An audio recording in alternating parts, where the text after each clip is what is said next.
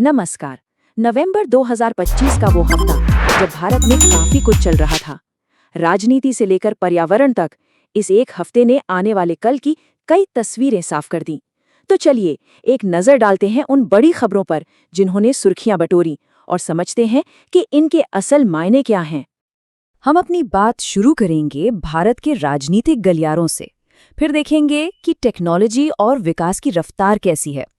इसके बाद समझेंगे कि दुनिया में भारत का रोल कैसे बदल रहा है और आखिर में नजर डालेंगे अपने ग्रह के भविष्य से जुड़ी चुनौतियों और उम्मीदों पर।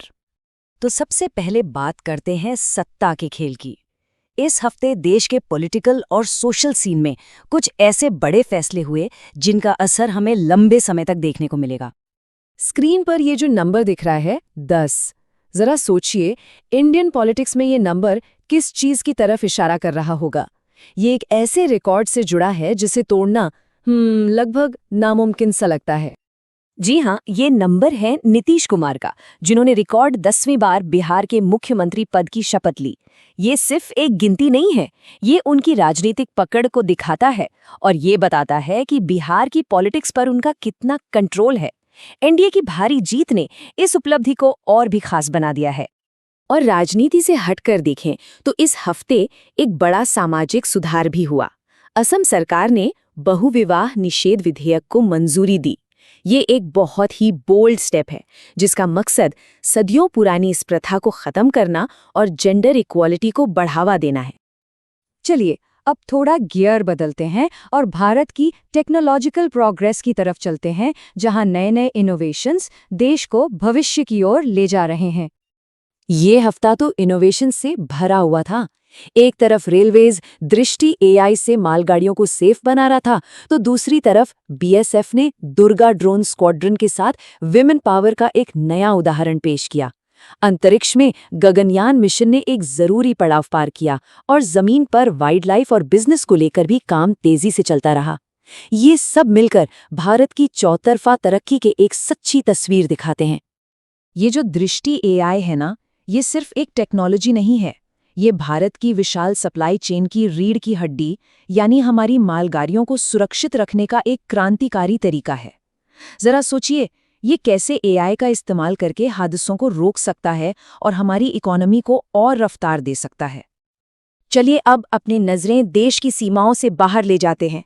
देखते हैं कि इस हफ्ते भारत ने ग्लोबल स्टेज पर अपनी जगह कैसे बनाई और दुनिया के साथ अपने रिश्ते कैसे और मजबूत किए।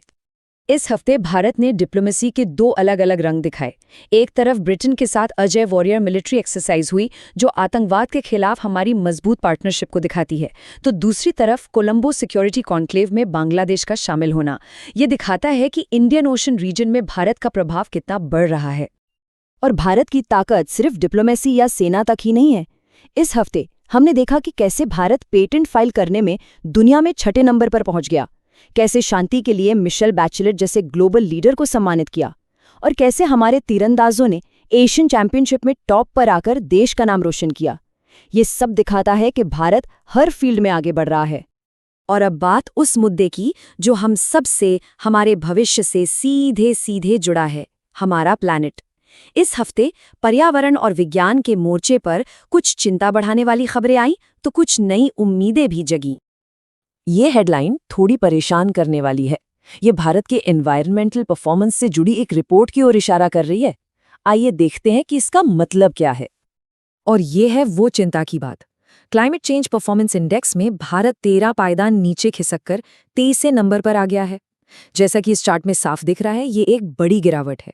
और शायद इससे भी ज्यादा सोचने वाली बात यह है कि टॉप 3 पोजीशन खाली हैं।